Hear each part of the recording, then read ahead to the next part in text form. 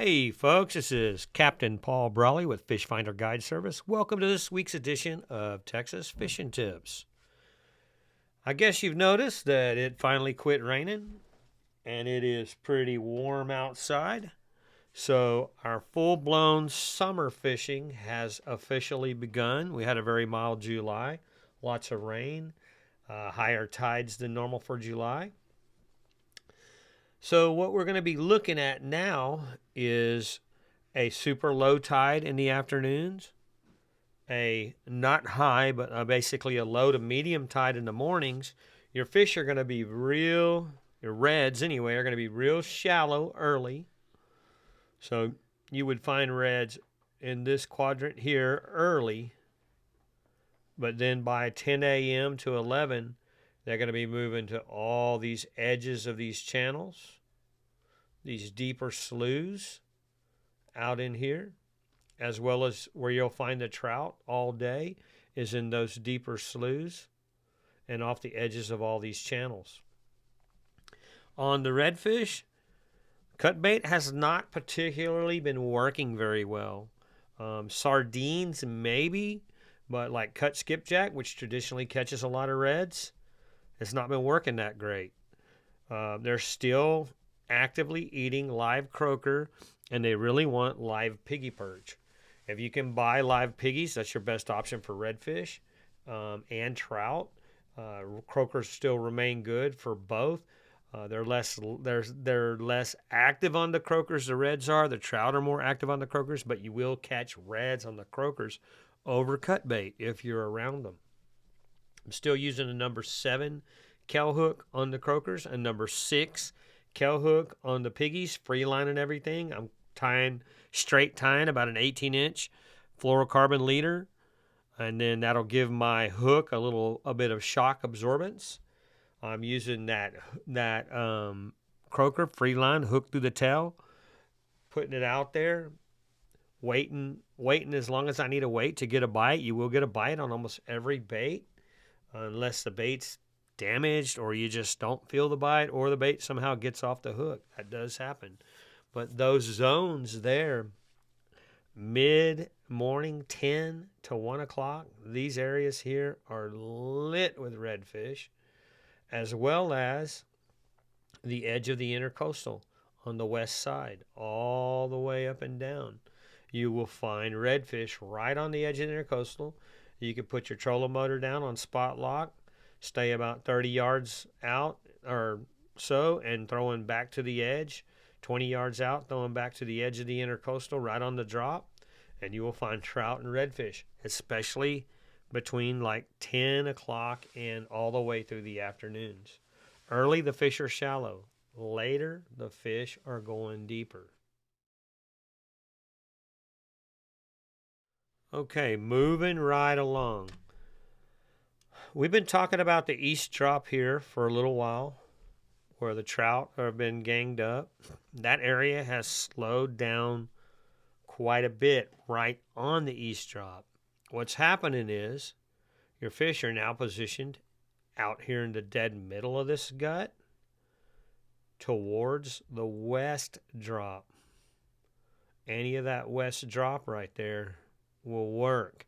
The dead middle to the west drop. The bite got real slow on the east drop. There's not many fish there. Early you can start.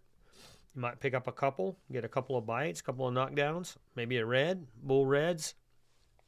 But definitely the fish are not digging it like they were. I don't know if it was the boat pressure or if it's just too many people fishing or whatever you have. But I can tell you right now, if you move out to the dead center of this natural gut and start fishing there and work your way towards that west drop, you're going to have much better luck. I'm still using croakers and piggy perch. Once again, if you're using croakers, number 7 kell hook. If you're using piggies, if you're fortunate enough to get piggies, if you can find them, a number 6 kell hook. Free line.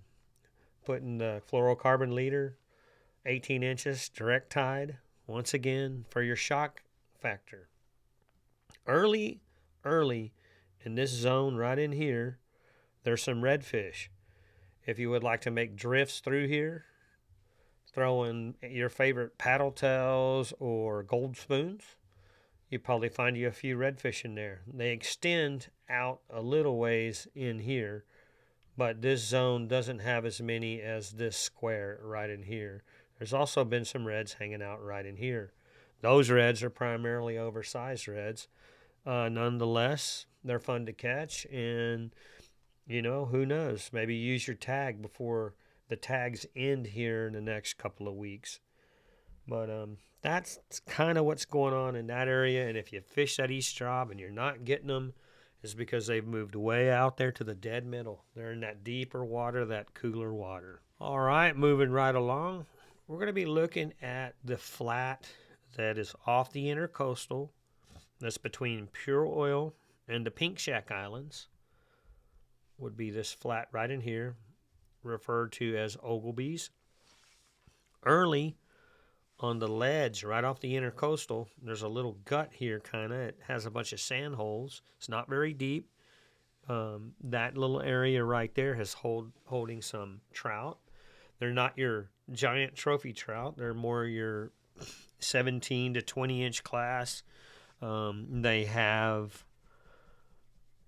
summer bodies. I don't know if that's the way to say that right, but they're not very fat, but they are good trout. They kind of got their slim on. If you notice, there's a big sand that runs right above where I'm making this line. Anywhere from the intercoastal edge out to that sand, you can pick up trout. As time moves on in the day and it gets a little lighter, I would think you could make drifts through here. If you have a casting platform or some kind of an elevated console to stand on, you can put some reds on the deck by sight casting. You can see the reds. They're kind of down in that water. It's clear off this intercoastal. They're working their way towards this a little bit deeper drop out here. But there are some reds in that area that are sight castable. You would just have to float through, keep your eyes out, and try to pick some of them off. Also, there's a bunch of piers that come off of these islands right here, all the way around them. Those piers are holding some redfish about midday. I would say about 10 o'clock. You could try mid-morning. You could try around those and try to pick up a few reds. I would try to throw either cut sardines or piggy perch. The problem with the piggy perch is you can't get any distance out of them on your cast. So the sardines are where you're going to get your distance. You're going to be able to throw up to those piers. You're landing right by them. Please don't do it if somebody's at their house, and they have their boat there. There's plenty of piers around there. Nobody's around. Look for your sand troughs that are around those piers and try to fish those for those reds. Anyway, that's it for this week's edition. You guys be courteous and have a lot of fun fishing.